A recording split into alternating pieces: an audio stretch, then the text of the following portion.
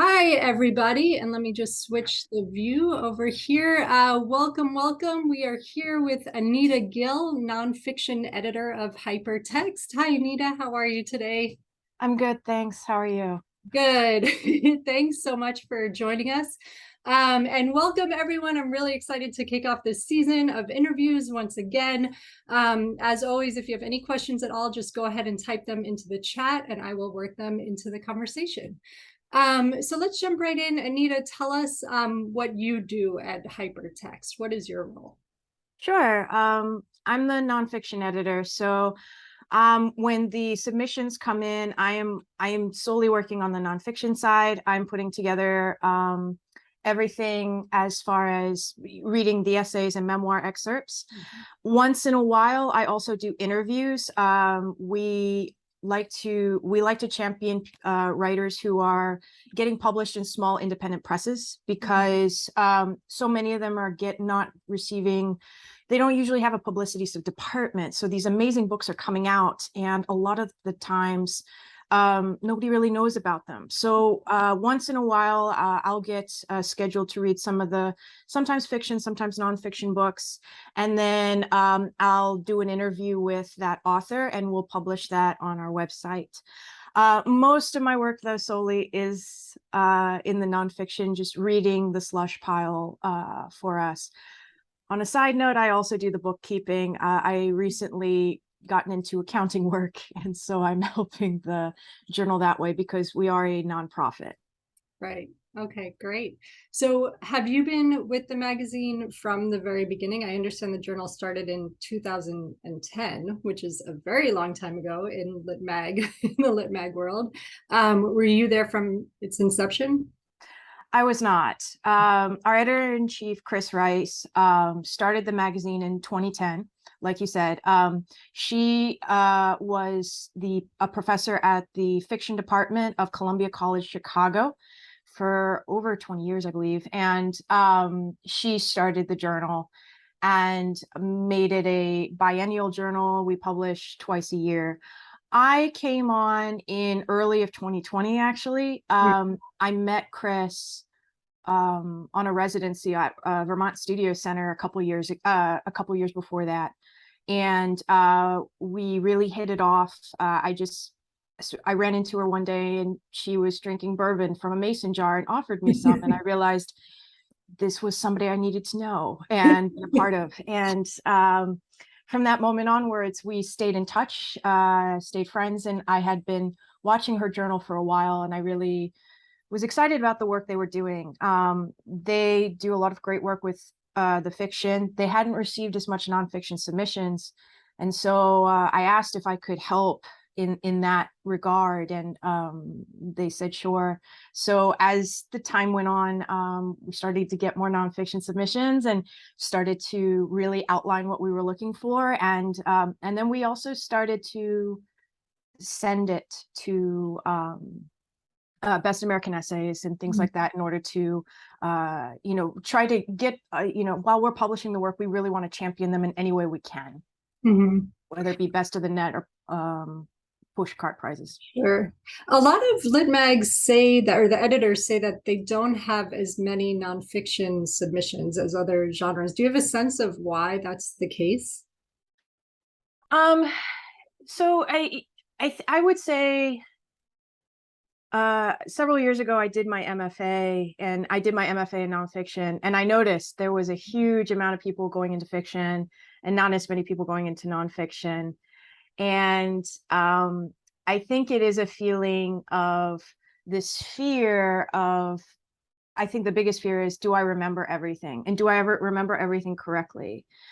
Um, I would say, though, that since the pandemic onwards, more people actually have been dabbling into nonfiction. Mm. I teach a lot of online classes through different writing workshops in nonfiction, and we have gotten actually a lot more people writing in nonfiction. I think during the start of the pandemic, that really happened, where a lot of people were home and they said, I want to write, and I want to write my story. Mm. Yeah. So I think that is starting to build a bit more. as there are some fabulous essays out there. So that I think that it's a matter of also the journal. So many journals have really been around for a long time, and they're really champions of fiction. And so they have a lot of amazing fiction writers, novelists they've published. And so that's why there's more submissions there. And then there are certain journals that are solely nonfiction, you know, creative nonfiction is one that just immediately comes to mind. And they are publishing incredible work. Sure. And do you solicit work from writers, or is it solely from the slush, or is it a mix? We very, very rarely solicit. And I'm glad for that, because I've noticed over the last few years, we have gotten a lot more submissions just from slush. And I really, you never know what you're going to get. And so it's been exciting to see the caliber of work that's been coming in. I think more people are starting to get to know us. We have been around for a while, but while we are in the Chicago community and we're very vocal there, it has been great to share what we're doing more on the national and international scale. We invite writers from all backgrounds to submit to us. Sure. And all countries. And can you just take a step back for a moment and tell us, because I know I saw there's Hypertext magazine and there's Hypertext Review, and those are two separate but obviously related entities. So can you tell us about that? Yeah, absolutely. Okay, so so Hypertext magazine is basically the online website. And on the online website, you will see we have published fiction, nonfiction, and poetry, but we also publish their interviews, author interviews. We have some fabulous ones from a lot of people with recent books that have come out from independent presses, excuse me. And then we also do something called the One Question, where we will talk to authors and we'll ask one specific question. And as you probably notice with me right now, and with any writer you talk to, you ask one question and there's so much to say. So I've noticed that the One Question kind of brings out this amazing trove of information about the writing process, writing inspiration, or those writing obstacles, depending on the topic presented. So we have several aspects going on within Hypertext magazine. Now, the other part is Hypertext Review, which is our actual published journal that is in book form. So everything that is the fiction, nonfiction, and poetry that you see online is also published in print. So anything we accept gets published in print, like you get a handheld journal along with your work is showcased online. And we like doing that because we want to make our work as accessible as possible, so that, you know, it is a free journal. I mean, the online is available to everyone. Anyone who's wondering, okay, well, what kind of work does Hypertext publish? You can easily go to our website and read a slew of almost everything we've ever published. The journal is just nice to hold. And not only that, we have amazing visual artists who create our covers and also do the borders and usually the images for our magazine online. Great. Do you worry that people won't buy the print journal if it's all available online, or are you seeing that actually people do have kind of like a kind of nostalgia for the print magazine? The print is something we do because there are some people who love to see their name in print. I don't see as many people purchasing the print journal as going online. However, there are some people who do like to know, like they want to see their work on the bookshelf, or Mhm. their friends. A lot of times, every time we publish a new issue, I've noticed a lot of friends and family will come and order, and it's really great to have it. It is sold in certain independent bookstores, Mhm. not as widely as certain other journals, but it is sometimes possible to see, and that's kind of exciting. Mhm. um, but we're mostly doing it um, as a way to give them two options. Sure, sure. So take us through your submission screening process. You sit down with a cup of coffee or bourbon in a mason jar, whatever it is. You open up, is it submittable? So you open up submittable and you see just like a whole, a whole bunch of submissions. How do you begin? How do you approach submissions? Do you read through everything, or do you just sort of read the first paragraph and know right away? And what happens from there? Sure. Great question. So, yeah, I open up submittable. I will look specifically and filter it for the nonfiction. Mm. And I have other nonfiction readers with me. So I will take it and I will quickly glance through it and assign a certain amount to my other readers on my team. And I will take a few as well. Sometimes I'll glance through it, and if I see a name where I know that person, either I've done a workshop with them or something else, I make sure to give that to someone else, because I prefer that several people say yes before I look at it. I'm worried about a conflict of interest. And if goes the other way, if I've assigned and then one of my readers says, I can't read this one, I see that name and I worked with that person, then Mm. I'll take it. Mhm. And so I try to assign equally. And then I have to do it with coffee. I do not drink when I'm dealing with other people's work. I do not drink. My feeling is I want to act the same way as I would hope someone would be when reading my work. And so no inebriation. I work to be as clear as mind as possible and just in a comfy place so that I can just sit and absorb the work in front of me. Sure. When I go through it, I try to go through the earliest submissions first onwards. We usually try to respond within 3 to 4 months, earlier if possible. And so I want to try to get through it as efficiently as possible to make sure that I've I've read through everything and that I have my decision about whether it's a yes, no, or maybe. And um, I will probably do about 3 or 4 at a time, just because of the information and the heaviness of the work, and I want to make sure that my mind is clear enough that I am giving it the time and space it needs. Um, and then I will, sorry, thinking about how I do this. And we're just getting started again. We had the summer off. Then I usually will, if I have some that are maybes, I might talk with my editorial staff about it, or I will assign some of them to my editorial staff. If they have some that are maybes or yeses, they let me know, and I will take a look at them too, just to make sure we're both on the same page, that it resonates to both of us, and then we'll decide whether we go forward. I do want to say that when I get submissions, I do not read the cover letter. I go straight to the work.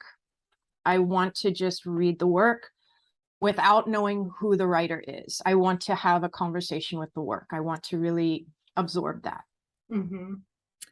And is that so that you're not biased in terms of previous publications? Like you want to just be open to new writers, and really where they've been published, whether or not they've been published, just is totally irrelevant. Absolutely. I think that if I looked at the bio first, that would affect my reading of it. So I'd rather not know. Anytime you read any lit magazine or any essay, usually you're not always going to the back at the beginning and saying, okay, who's this bio? You're just reading the essay. And there have been so many moments where I've read an essay, whether online or in a literary journal, that has just floored me. And then afterwards, I immediately go to the back and I'm like, who is this person? Right. I want to read more of their work and follow, whenever they write a book, I want to be first in line to buy it. Right. So to clarify, do you and your other readers read every submission that comes in, or there's some, or do you break it up evenly and then you all only read the maybes and the yeses? Or like, are there some that you look at right away, it's like, no, and you don't pass those along to anybody? Or how does everybody how often does everybody read all the submissions? Okay. So we do a first pass. Okay. And because of the amount of work we have to divide it up. Mm. And we have an agreement. We've all talked about it. And we have this information on our website too about what we're looking for with the nonfiction. And on my team, I talk to them. We look at some examples of the things we have published to talk about, what are the things we're looking for and things. We know that our readings are going to be subjective. Mm-hmm. However, there are certain things that we can do that just weed out, one person can say no and that's it. For example, we have a requirement that the submission should be 3,000 words or less. If somebody submits a 5,000 word essay, it's an immediate no, because they weren't reading the submission guidelines. It's not that we just don't like it. It's more the fact that the way we are publishing and the amount of slots we are trying to give for our contributors, we're unable to take that kind of length. And there are some wonderful literary journals that do. Mm-hmm. So if there are going to be certain submissions that way, if my readers are looking through their group and they have some no's, those are automatic no's. When I've brought on new readers in the beginning, when we were first starting, I will read their no's as well to make sure I agree with them. Mm-hmm. And as time goes on, if I'm seeing, okay, you're feeling the same way I am, and I also can. Submittable is nice that it gives us an area where we can write notes to each other. Mm-hmm. So getting that feedback and getting to see that from my other readers allows me to know what they're looking for and that they're aligning with me, my editors, my other editors. Mm-hmm. And then if we're at a good place, then I know that I can trust them, that if they're saying no to things, it's for a good reason. Like, they understand what we're looking for. Yeah. I'm more interested if they have a maybe or a yes, then I'm going to really be looking at those, because now it's passed up to a higher place where we're deliberating. Mm-hmm. Sure. Can you talk about what kind of experience you're looking to have? Because I've been very interested to hear from other editors, and surprised actually that some want sort of like an immersive experience from what they're reading, where the world just falls away and that's what excites them in a work. Some editors are looking for like a very strong emotional connection to a piece, something that just hits them like in the gut that they can't stop thinking about.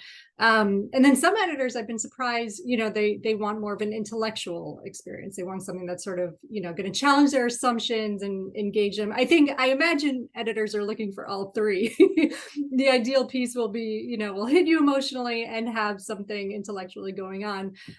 But is there sort of something in particular kind of experience that you're looking to have from the ideal submission? It's so interesting to ask me that, because my first answer is yes, I want all three of those things. Right. But the other thing is I just go in with a clear mind, not saying I want this. Mm-hmm. Because if I go in saying I want this, then I'm going to have fault with everything. Instead, I kind of want to go in with I want to go in with just an open mind of, I'm here and I'm really excited about the opportunity to get to read your work, that you have worked on a piece, that you have been sculpting and crafting this for some time, and now you're ready to present this to me. I am there to go along with you on this journey. Mm-hmm. And so I come from a space of curiosity and interest. I love it when a piece will hit me emotionally. I love it. I love it when somebody writes on a content in a way that has never been done before. Recently, we published Gill and Eamon's Fragility. And I do not wish to glorify drug use, but I know that it is an issue for many people. And I feel like a lot of people look at Dennis Johnson and say, okay, this is the person who really knew how to craft a narrative about it. My editors and I read it, and we all agreed that it was presenting, we hadn't seen it done that well before, the way they were writing about it. Language is really important to me. I love it when language wakes me up from sleep. I'm paraphrasing somebody else who has said that before, but people who are very attentive to language, I appreciate that a lot. And obviously, from what our guidelines are, I am looking for work with a narrative arc in it. It doesn't have to be very, very strong, but there should be something, there should be structure to it. That's interesting. And I see we have a great question here, but just to go back to something you just said, so writers shouldn't worry about writing on topics that have been done a lot. I think like obviously a lot of people have been writing about the pandemic, but if somebody feels they have something interesting to say or a unique vantage point, a writer shouldn't shy away from certain subjects because they feel a lot of other people are writing about them. Or do you think that maybe they should? When it comes to just writing, it's so important to me that you are writing into the places that really drive you, where you're sitting down to the page and you are really wanting to do it. I think every writer knows that feeling of flow that happens when you are just in the depths of it, just working through it. It doesn't matter the content. If it really is working for you, that you really are allowing yourself to surrender to the process of it, it will be something amazing, and other people will see that too. So for me, with essays and memoir, yes, there were a lot of people writing about the pandemic. Obviously, it was a collective history for us. It is a collective history for us. But it still has singular moments, very personal moments. And so when you can do that or write about that in your own perspective, in your own way, I've read a lot of pieces about divorce, but when you write about it in your own specific way and you're really getting into it, you can open up something that I never thought of before, or I'd never seen before. That's great. We have a question from Rena. Thanks, Rena. What is your advice, and mine too, but I'll defer to Anita on this, for people who hesitate to write nonfiction because of the reasons you mentioned? They think, will I remember everything correctly? Will someone contest my account? What do you advise to people who maybe are new to writing nonfiction and been doing it for a while, but are worried about this, issue around the facts of what happened? Oh, absolutely. Well, I would get started on writing just for you, because first of all, it's just you and your computer, or you and your notebook, and no one can take that away from you. So first, just dig into you to write it as much as possible. If you are writing about something that involves other people, you will probably want to reach out to those people to just make sure the actual events happen the way you remember them. One of my favorite craft writers and memoirists is Vivian Gornick, who talks about the fact that the importance of memoir isn't about the events that happen. It's showing how the writer makes sense of what happened. And in that case, that's very personal. That's very subjective to you.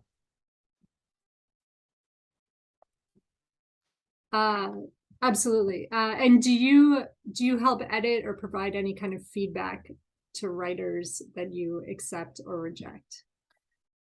Unfortunately, it's, now that I'm on this side of it, as somebody who also writes and gets a lot of form rejections on my own work, it's sadly, it's very difficult to do. We are getting through so much work that is coming in on a weekly, monthly basis, that we can't respond with specific comments. And not only that, but it is a challenge as far as, if sometimes if you give comments, then people want to have a conversation about it. And unfortunately, we are all volunteer based. We are doing this just because we love literature and we love discovering new work. My suggestion is, if you're getting a rejection, even if it's a form rejection, that is still an answer that tells you, okay, I should really be looking at, okay, these journals have rejected me, like these 4 journals, maybe I should come back and look at it again. And I guarantee the next time you read your work again, you have an editor eye, you will want to make changes to it. Also, having friends and colleagues that you can swap writing with and get their feedback on it, it's going to get better. Absolutely. Thank you. Another question here. You mentioned heaviness earlier.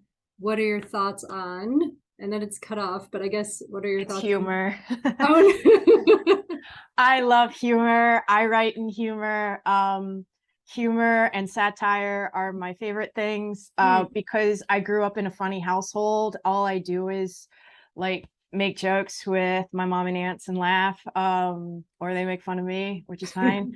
And that's part of the reason I like our editor-in-chief, Chris Rice, is she's got a dark sense of humor, which is why I like her.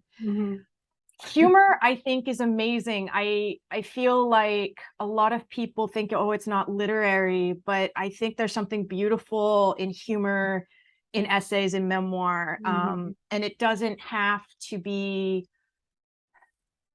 I think it can actually provide another depth to things. I'm thinking specifically, even though it's fiction, but I'm thinking about, oh goodness, now I'm forgetting her name, and I'm forgetting the name of the book. Oh my goodness. And it was such a big, important novel that came out in the last year or two. And it was the novel about a young Black millennial woman who starts working for a white family in Jersey. Like, she's living in New York. And goodness, Such a Fun Age. Not Such a Fun Age, actually. That was a few years ago. Yeah. But yeah, I mean, it was, oh goodness, the other one. But I remember thinking to myself, as I was reading it, it was very snarky, and it was so good in that way. It was a short novel, but it was really powerful. And I think that humor in your writing can do a lot of amazing things. I infuse a lot of humor into a lot of my essays. And one thing I've noticed about humor, I would only use it if it is something that kind of comes naturally to you. Like, if you are somebody who usually is funny in your groups and stuff like that, totally use it. Because I think if that's where your voice comes from, that's awesome. Humor is a great way to start. One of my teachers said it's like an Irish coffee, that it's kind of that sweetness at the top, but then slowly as you go deeper into it, you get to like the bitter, darker. I'm not trying to use a lot of like alcohol today, I promise you, Becky, but it's a good metaphor for understanding humor. So like, I noticed early in my humor, it was very self-deprecating.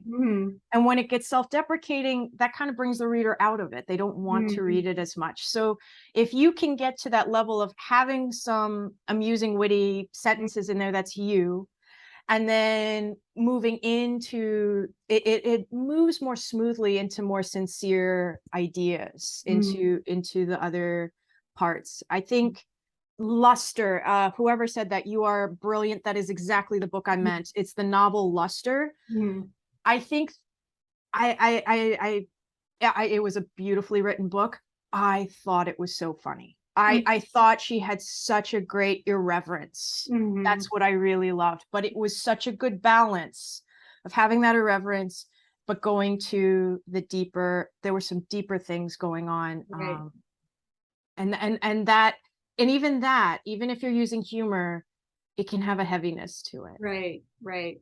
Do you think about putting that on the website somewhere? Because if I go to the Hypertext site, I don't see humor listed as something that you're sort of actively seeking, or that's like a very strong current in the work that you're looking for. And I love everything you're saying. And I also know that writers are always looking for places to place humorous and satirical work. It's a question that comes up a lot. It's like, where do I place this funny story? Because I think often, sort of what you were saying, like humor is not considered literature sometimes. So I think literary magazines, it can be hard to place funny work. So yeah, so can you speak to more of that as part of like the kind of work that you're looking for? Absolutely. So I would say with humor, there's a few ways to look at humor. One way is to look at it as like humor for humor's sake, like satirical, like I'm thinking McSweeney's Internet Tendency, right? That is amazing work. I love that work. Or New Yorker's Shouts and Murmurs. A really amazing work. But the purpose of it is simply to entertain you, to make you laugh. Right. That's not necessarily what we're doing at Hypertext. If you are writing about, so I apologize for bringing up my own work. This feels very egotistical. I had written an essay that is about me trying out for a dance group. And it was an Indian dance group that I was trying to do to get in touch with my roots, I felt like. And I went, and, you know, big surprise, I didn't get in. When I first wrote that piece, I wrote it very angry, very serious. It just didn't feel right. And what I noticed was that when I changed it, when I got humorous about it, when I had the tone of a bit more amusement, I started the piece and I said, you know, if a group of owls is called a parliament and a group of crows is called a murder, what do you call like a group of undergraduates at American University? And I said, oh, it's the headache. I was a grad student at the time, so of course I love undergrads. But that was my way. Once I started using humor or wit in my own way, I started to realize that that was the approach to that subject. I think that voice worked for the subject, and that got picked up by the offing and as an essay, as a memoir. Oh, great. So I would say the same thing for us at Hypertext. If I receive something where the content is something that, you know, if you infuse humor into it, it works, but you still have a story going on, we'll definitely look at it. If it is something that's just pure satirical, then I would say go to McSweeney's Internet Tendency, and if you get in, I'm super jealous of you, and they pay. So that would be awesome, and I'd be really happy for you, obviously. So this is actually sort of more of a craft question than an editor question, but it sounds like you wear many hats, like most of us do. So I'm actually wondering, how do you get into that headspace if you have a serious piece and you decide, I want to approach this is actually funny, there's a potential for humor here. Is it just like you're in a good mood when you come to the desk that day and something kind of, you know, tickles your funny bone, as they say? Or like, how do you look at a piece and decide, oh, the tone is completely wrong, I want to be funny? It's when I'm working on something for a long time and it's still not working. When I have an essay that I keep trying, and every time I send it to my colleague who is another writer, and they say, it's just, I don't know, I'm not feeling it. I don't feel that sympathy, or it's just not working for me. Then I will start to consider, maybe this is not asking to be serious. And I allow myself to be open to, so that's what I was saying earlier, being open to making those changes, or inviting the work to speak for itself, if you will. Sure. Do you think sometimes, and do you see this in submissions, that writers are holding on to certain subjects in a way that's like a little too precious, and like maybe trying a little too hard to say something important when the piece could be so much better if you just kind of loosened up a little bit? That's a great question. I have seen that, and I do feel if you can let go of what you want it to be and just allow it to take shape, Hmm. it does things you never expected it would. Yeah. So I have seen that once or twice where it's something I can see the writer had an agenda. They're like, I want to write this like this. And Right. um unfortunately it doesn't resonate. Hmm. Hmm. Yeah, and there's a comment here, humor is a great self-therapy tool in writing about hard subjects. Yeah, totally. So speaking of writers who have kind of agenda, like, do you see also submissions that are kind of heavy-handedly political? And what advice do you have for writers who, there's so many, so many issues to take on today. How do you approach that? I like this idea of approaching it maybe through a humorous lens, or something that's a little bit different. What advice do you have for writers who may be laying it on a little bit too thick, but don't know how else to approach the work? I would say I think the most powerful work, in my opinion, Mm, the most powerful essays I've read, whether we've published it or someone else has published it, has been the work that lies in the subversive. mm, That's not telling you or being didactic, telling you exactly what to think or feel, but is actually I think it was Kim Stafford who said, memoir does not answer the question, it deepens the question. mm, And I like that a lot because I believe that the reader should come out of the experience of reading that essay with their own interpretations, with their own thoughts and senses of the mm, world. And if you are letting go of that yeah. as the writer, if you're letting go of they have to think this way, Hmm. you'll be surprised at how much they really connect to your work in may have a similar opinion as you. Hmm. Hmm. But I also think we go to the written word a lot of times to change ourselves, to find out something new about ourselves. Hmm. Sure. So I think that it is, I mean, there's a space for the op-eds, which are, you Mm, know, doing that in newspapers and news outlets.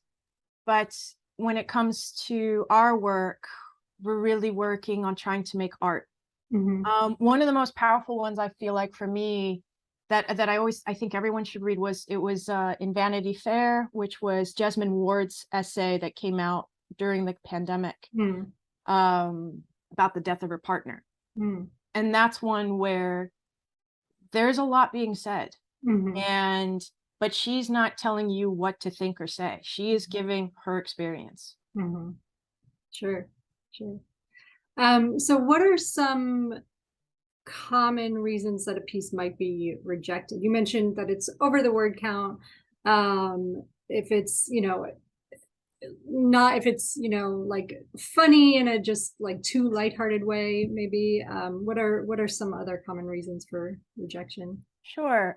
So on the opposite side, along with being too long, Mhm, I have noticed there's been a lot of flash we've been receiving, and I love flash, anything 1,000 words or less. mhm, We'll accept flash.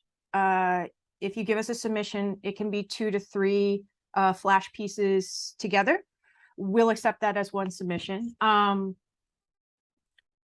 But I've noticed a lot of people writing in flash and the piece itself is asking to be longer.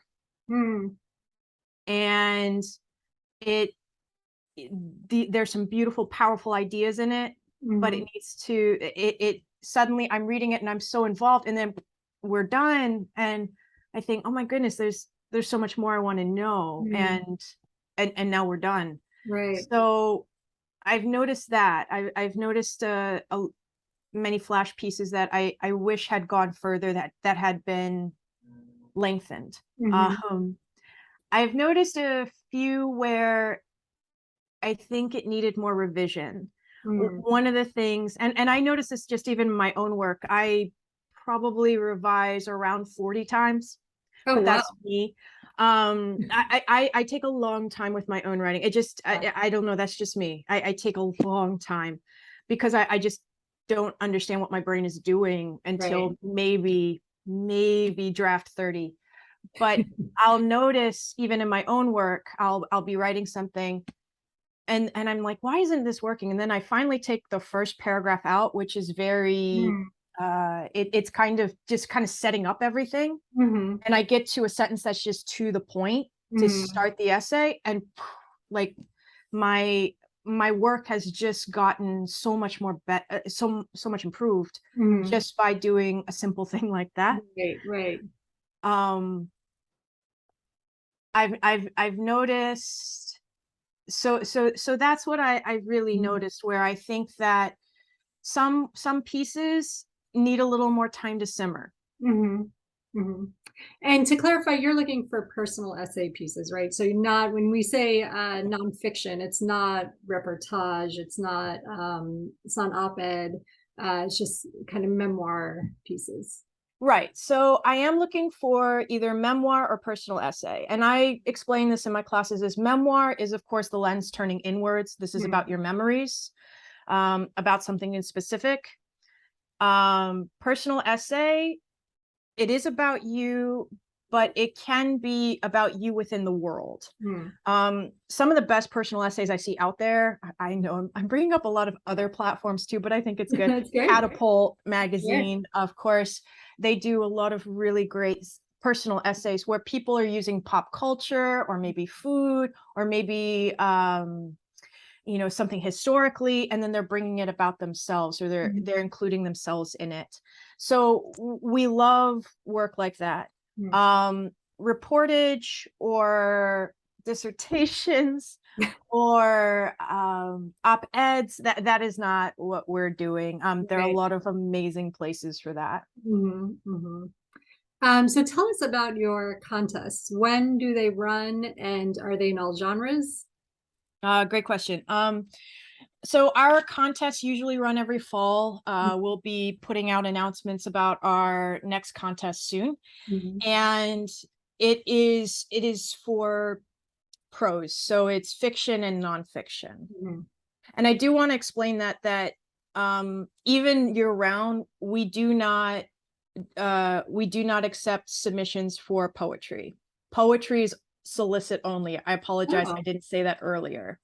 Interesting. The reason being the situation with submission, I don't want to bore you about it, but submittable, the way it's programmed or way it's set up, we only have a certain amount we can receive as far as submissions every month. So if somebody's submitting a poem, well, that takes up some of that 100. And so our poetry is a smaller niche we have an editor for that who solicits. But yeah, sorry about that. No, it's interesting, and you reminded me of another question that I had, because I saw on the site, which I've never seen at other magazines, that you accept 100 submissions per month and then it's capped. Is that how it Yes, works? I've actually seen that at a few places too. I think Wigleaf is one of them. And it's a situation where it's a matter of the subscription your journal is able to afford. And knock on wood, I've never had a problem with that. But my only thing is we open from September and we close at the end of May. And so if you're unable, or if it says that you can't submit 1 month, do what I do, make a reminder for October 1st and then submit, and you're good to go. So back to the question about contests. Yes, so we're interested in contestants for fiction and nonfiction. Okay, great. And so what is coming up for the magazine? Sounds like contests. Do you have a new what is your publication schedule for online work? Sure. Well, our publication schedule as far as the fiction, nonfiction, and poetry, we have that come out at the same time as the journal comes out. Okay. So the journal comes out, we have a spring summer issue that comes out around July, and then our fall winter comes out usually early December. Oh, okay. Great. And so this is a question that I ask every editor, which is just what keeps you doing this work? It sounds like you have a lot going on. You're teaching, you're writing, you're revising your work 40 times more. And and editing, which is it's a lot of work, and you're a volunteer. So what keeps you in the game? What keeps you at it? How do you sustain it when there's so much going on? How do I keep reading for the journal, editing for the journal? And sort of staying excited about it, and not dragging your feet. I'm not in Chicago, so I don't get to be with the editor-in-chief and everybody else, unfortunately, but I still feel very connected to the community of Hypertext, and I'm really glad for that. Through Hypertext and through my work there, you never know what you're going to get in the submissions.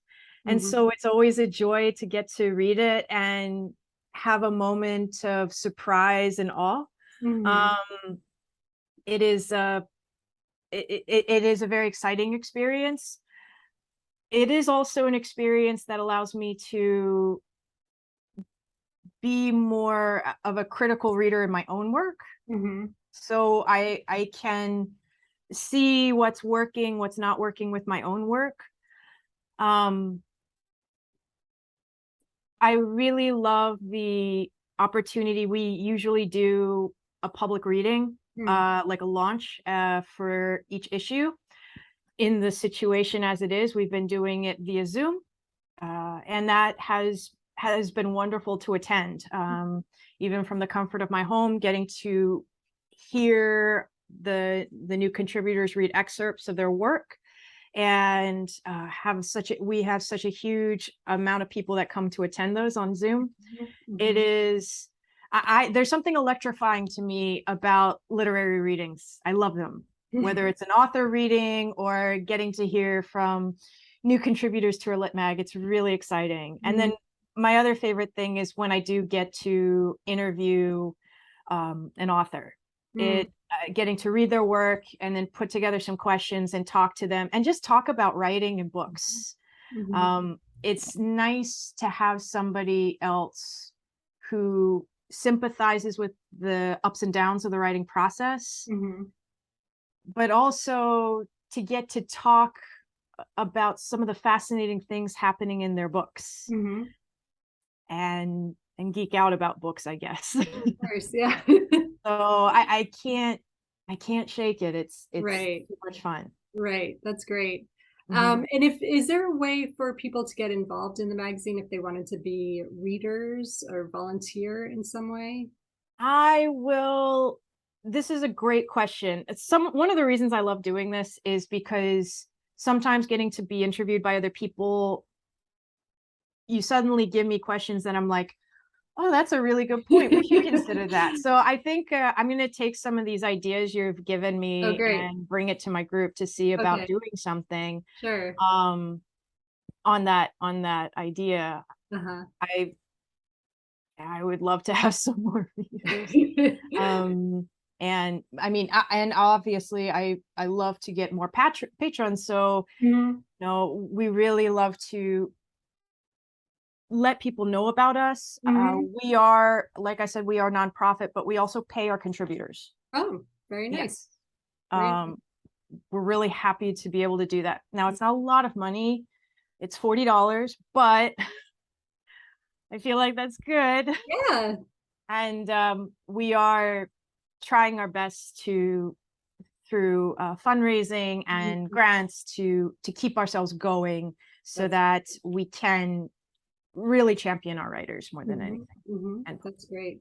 And so where can people find you? You're on Twitter, and do you know your Twitter? I said no gotcha questions, but this is always a gotcha question because editors never know. Is it at Hypertext Mag? Yeah.